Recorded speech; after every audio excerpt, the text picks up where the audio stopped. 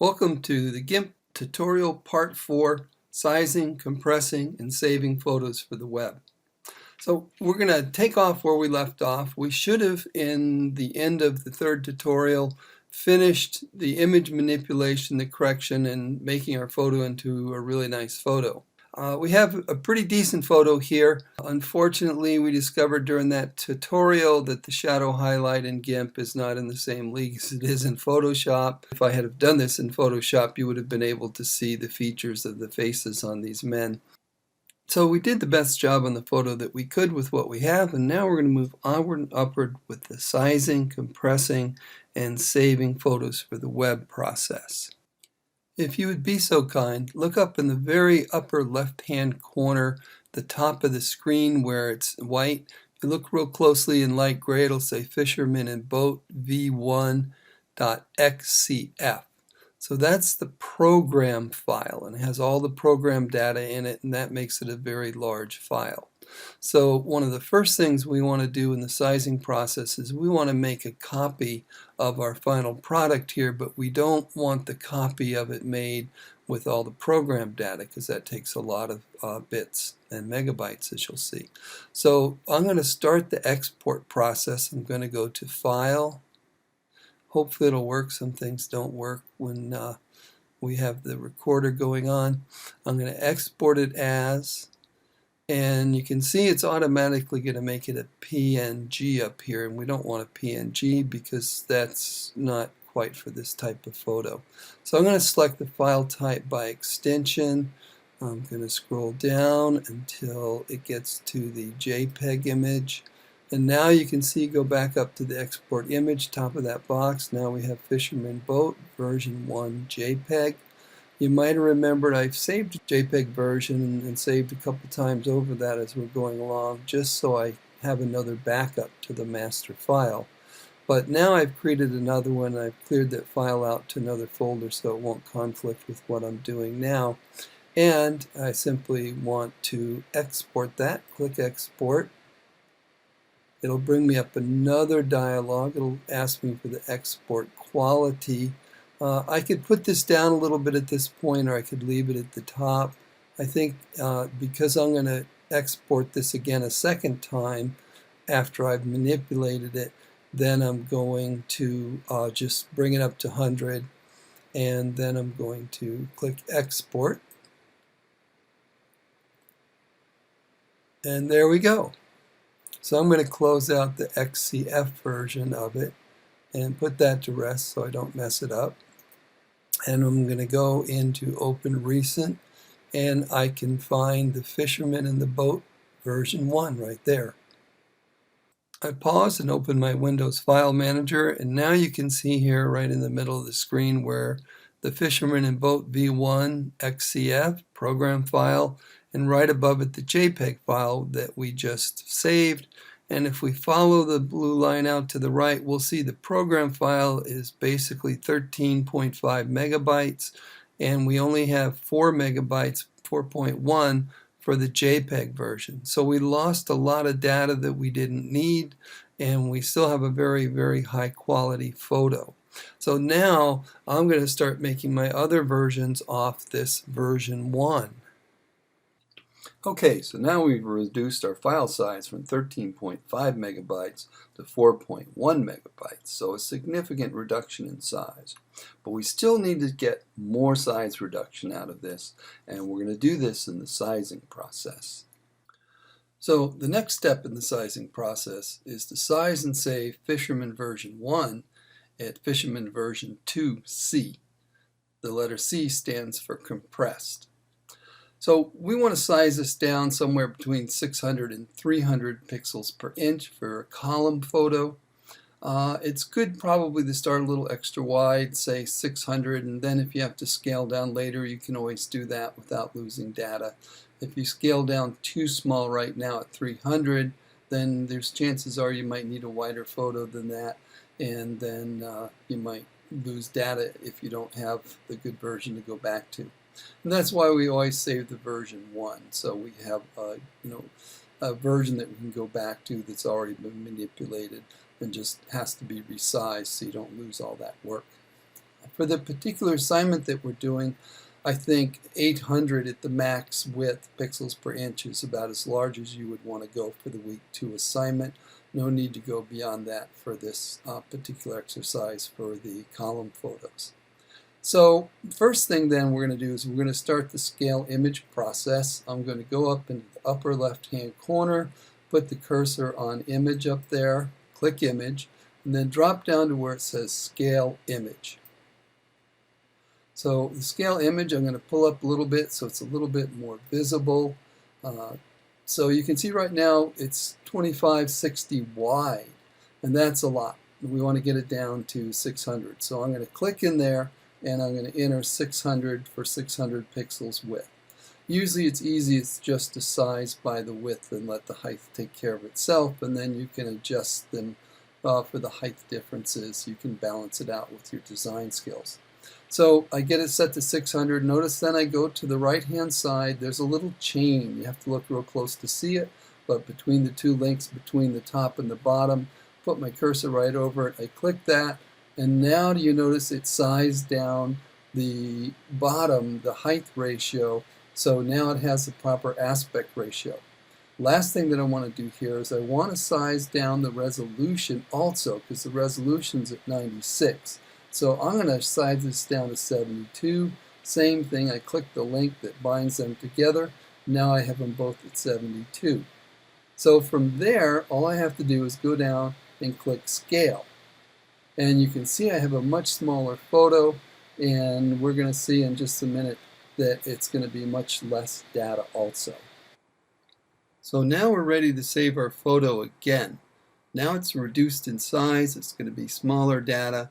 I want to save that as another file. So I'm going to go to File, I'm going to go to Export As, and then from there I'm going to rename it. See how it says version 1 up there with the JPEG? I'm going to make it version 2 with a capital C for compressed. So from there I'm going to click Export. And I get the export image as, I want to leave the quality at 100% because shrinking it down size-wise is going to make it a very small photo. Should have no problem loading in today's world of computers and web speeds. So I'm going to hit export, and bingo, you can see up at the very top that we have the Fisherman Boat V2C. I'm going to go to my file. We're going to look in here and we're going to see the Fisherman Boat V2C. So we started out with a 13.5 megabyte file. We took away the program data by saving it as a JPEG. We have 4.1 megabyte file. And now we have less than a megabyte file. We have a 313 kilobyte file. So that's how we get our files nice and small so they'll load smoothly and quickly for our clients on the web. Okay, the last section in this tutorial will do what I promised in an earlier part 2, I believe. I'm going to make a more modern banner than I did in the original example there and kind of show you how to make one that large. So first thing that I did is I've already saved it as a version 1 XCF, so it's now into a program file, and doing that from the original JPEG made it 6 times larger in the amount of data that it's taking. So right now I'm working with that, and I'll follow the same workflow that I did the last time. What's going to be different here is I'm going to have to kind of cut some areas out.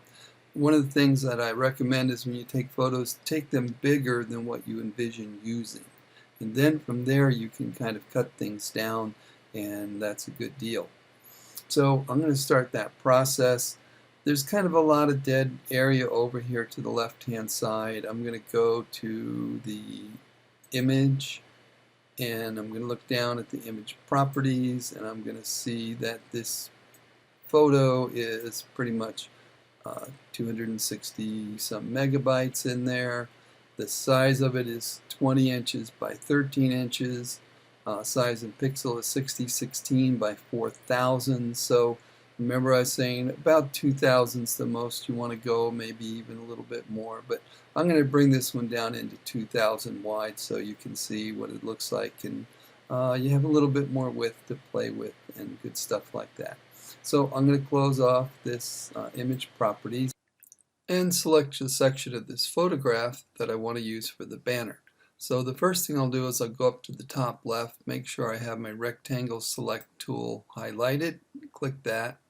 I'll come down here. I want to put kind of the center part of this photo in the bottom third and then get this part up here towards the top. And you can see it's off center to the right a little bit, so I'm going to check these sliders and make sure that I'm down in the corners where I want to be. And then I'm going to start over here, I think right about up here, and I'm going to pull down and across with the selection tool.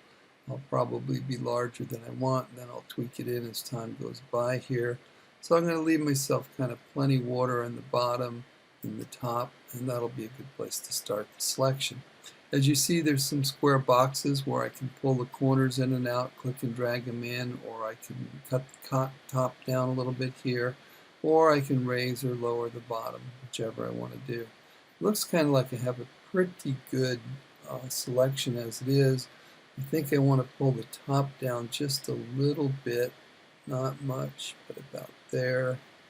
And the bottom, I've got that in the bottom third. I want to bring that up a little bit too. I want to keep the banner a little bit narrower. Okay, so I think that's a good start. I'm going to now basically go up to Image, and from there I'm going to go Crop to Selection. And this is what my banner is looking like to start.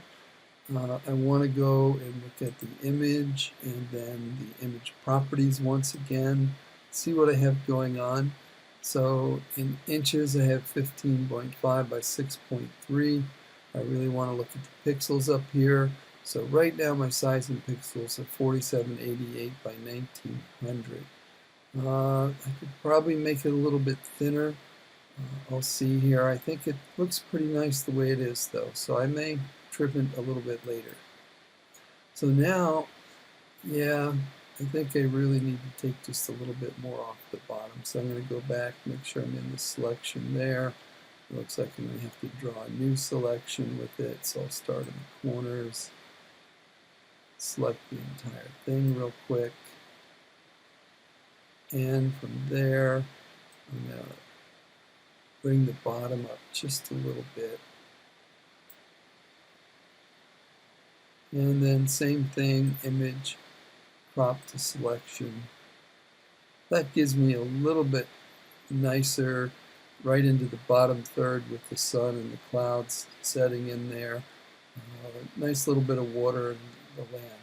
So from there, now I'm going to once again well, I know what I'm going to do. So I'm going to go onwards and upwards. I'm going to start the process of colorizing it. So I'm going to go to colors. First thing you should always go to is your levels.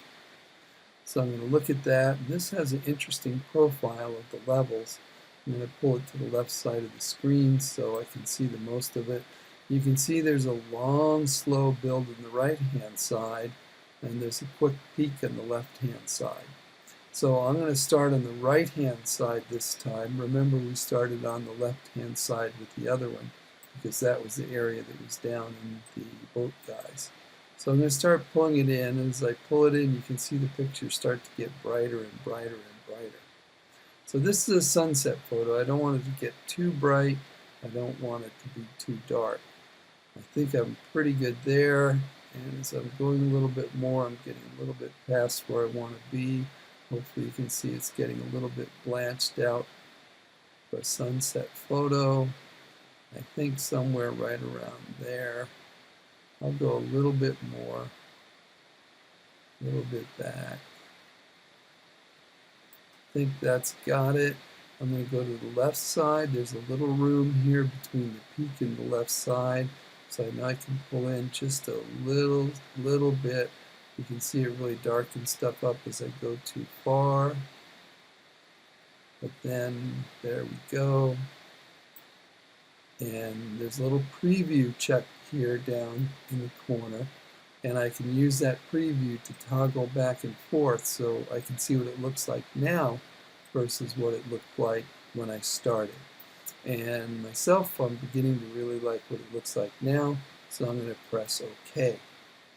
Now, there's another thing I want to add to this to make this really nice. I'm going to go back to colors. I'm going to look for the saturation in here. Hue, chroma, hue, saturation. So that's the one I want. Pick that out. I'm going to come up with the dialog box. And the one I'm interested in getting here is the saturation, which is in the bottom. So I'm going to go in there, and I'm going to click in there and pull that to the right a little bit more.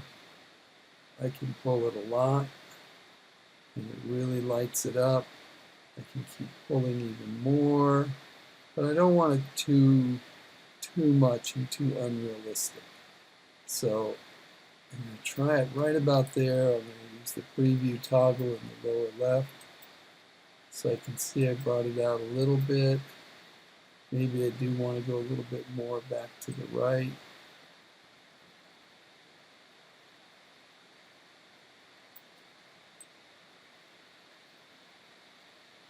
There we go, now it's pulling. And go back to the preview.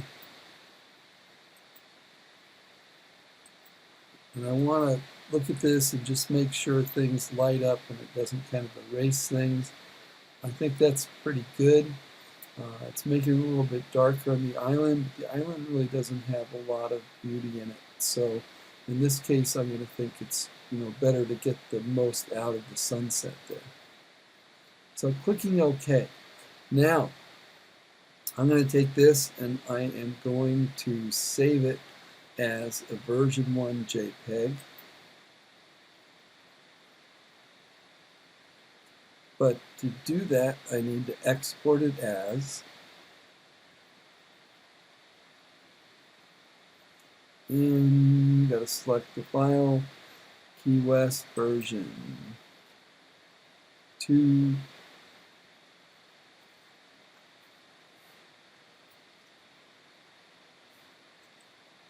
Yeah, so Key West version 2, and I'm going to export it. I look up here, it's in my courses, my demo graphics. I'm going to bring the image back up to 100, and I'm going to export. Wow, really starting to look very nice. So then the next thing that I'm going to do with this is I'm going to size it. So I'm going to go to Image, Scale Image.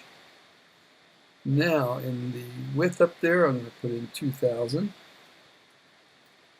I'm going to click the link. So it's going to be 755. So I'm under 50% of the width. So that puts me in a pretty nice area to be. I'm real happy how that turned out. For the resolution, I'm going to 72 pixels per inch. And then I'm going to click the link. And then I'm going to scale it. And that's what it looks like. I'm going to double check. I'm going to go to Image, Image Properties.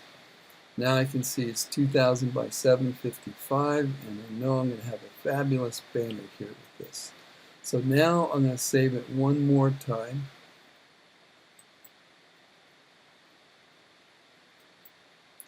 So export it, and this time I'm going to call it version 2 with a C, so I know it's compressed. And export it, and again I'm going to export it at full 100 size and export it down there. Now I'm going to go to the file and we can look and see what size it is. So we're doing pretty good. Key West C compressed is 1600. That's still kind of large. So I compressed it a couple different times, and you can see in my files here now I have the West version 3. I compressed that at 85% instead of full, and it came out from the 1.6. It went down to 2.92. The Key West 4 I compressed at 90%, so that's a little bit higher, almost 80 higher there, 379. So that would be a great size, 379, really good quality. So hopefully you've got a good idea on things, and give me a call if there's something you bump into, you don't understand, don't know how to do. I'll be glad to give you a hand as much as I can. So why do we go through all this sizing and compressing? Well, time is money, and quality usually means success for organizations. So size matters. People don't want to sit or stand around waiting for their device to load pages. If pages don't load in an effective, quick manner, if they don't have a good quality, then people are going to go to other websites, they're going to go to other materials, they're going to buy other people's goods.